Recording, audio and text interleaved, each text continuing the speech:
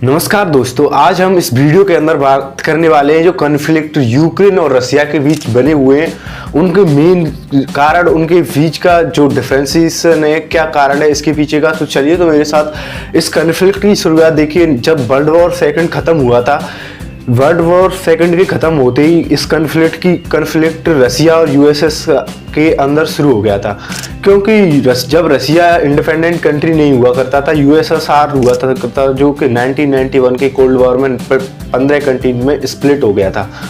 लेकिन जब world war second खत्म हुआ था तो रसिया यूएसएसआर जो हुआ करता था वो विजित राष्ट्रों की एक लिस्ट में था। लेकिन यूएसए ने उसके साथ एक बहुत बड़ा छल किया था। इसको मान सकते हैं कि गुप्त जो सीक्रेट उन्होंने एटॉमिक बम जापान पर गिराए थे उनको रसिया के बारे में नहीं बताया था। तो ये उनकी बीच की दुश्मनी का कारण बना था। तो इसी के चलते हुए जब 1991 में कोल्ड वॉर का खत्म हुआ था, जो दो आइडियोलॉजी के बीच में, कैपिटलिस्ट और कम्युनलिज्म के बीच में लड़ाई चल रही थी, वो खत्म हो गई। और यूएसएसआर एक बहुत बड़ा देश था, एक बहुत बड़ा संघ था, ये कह सकते हैं, जो 15 देशों में टूट गया। 15 देश जो 3 बाल्टिक कंट्री हो गए, 3 काकेशस कंट्रीज हो गए, और रोमानिया, बुल्गारिया, यूक्रेन, 3 ये कंट्री हो गए, और 5 सेंट्रल एशियन, 1 रसिया। ये 15 कंट्रियों में टूटा था। तो अब यूक्रेन की क्या इंपॉर्टेंस है रसिया के लिए, यहाँ पर देखिए। यूक्रेन के अंदर नेचुरल गैस के बहुत बड़ी स्टोरेज है। जब भी 2014 में यूक्रेन की एक स्ट्रेटेजिक जियोपॉलिटिकल एक स्ट्रेटेजिक इंपॉर्टेंस रसिया के लिए बहुत महत्वपूर्ण है। क्योंकि यहाँ पे एक तो नेचुरल गैस के भंडार अधिकतर पाए जाते हैं, वहीं ये 2 सी से सटा हुआ है। एक अजोब सी है, उसके अपर पार्ट में, नीचे पार्ट में ब्लैक सी है, जिससे इंडिया ब्लैक सी से पूरे यूरोप कॉन्टिनेंट से कनेक्ट हो सकता है। और एक तरफ से यूक्रेन को मान लीजिए यूरोप की गोदी में बैठा हुआ एक देश है, जिससे अगर रसिया चाहता है तो दोबारा से यूक्रेन को, रसिया व्लादिमीर पुतिन के लीडरशिप में दोबारा से यूएसएसआर को रीइंस्टॉल करने की कोशिश कर रहा है, या यूएसएसआर को दोबारा से रीइंस्टॉल करने की कोशिश कर रहा है। क्योंकि 2014 में जो क्रीमिया करके उसका एक रीजन हुआ था, छोटा सा प्रोविंस हुआ करता था, उसको 2014 में रसिया ने कब्जा कर लिया। क्योंकि यहाँ पर बहुत बड़े नेचुरल गैस के भंडार पाए जाते हैं, जिसको रसिया को काफ़ी ज़्यादा प्रॉफिट होता है, और यहाँ पर फिशरीज के भी काफ़ी अच्छा प्रोडक्शन होता है। उनको नाटो का सदस्य बनाना चाहते हैं, उनकी भी एक मजबूरी है। उनको क्या फ़ायदा है, क्या यूरोपियन यूनियन के लिए क्या इम्पोर्टेंट है यूक्रेन की, क्योंकि यहाँ पे नेचुरल गैसेस के स्टोरेज हैं, और वो पूरा यूरोप नेचुरल गैस के लिए पूरी तरफ से रसिया पर डिपेंडेंट है। नॉर्ड करके जो पाइपलाइन जर्मनी और उसका, मेरे को आप उसका नाम बताइए, जर्मनी और रसिया के बीच में जो गैस पाइपलाइन डाली गई है, उसका क्या नाम है।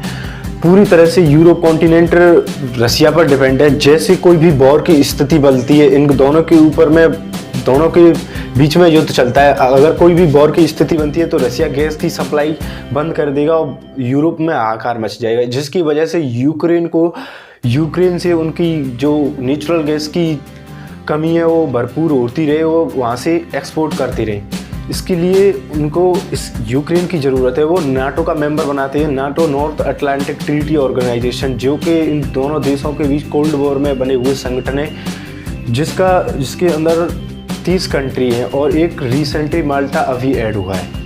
वो इसके अंदर क्या होता है कि अगर 300 कंट्री में कोई भी इस ग्रुप का मेंबर है, तो कोई भी कंट्री एक दूसरे पर अटैक करता है तो वो सीधा अटैक यूएसए पर माना जाएगा, और सब संयुक्त रूप से उस लड़ाई के खिलाफ उस बैटल में पार्टिसिपेट करेंगे। रसिया ने भी इसके WTO ऑर्गेनाइजेशन बनाया था, लेकिन जो कोल्ड वॉर के साथ ही ख़त्म हो गया, वार्सा ट्रीटी ऑर्गेनाइजेशन।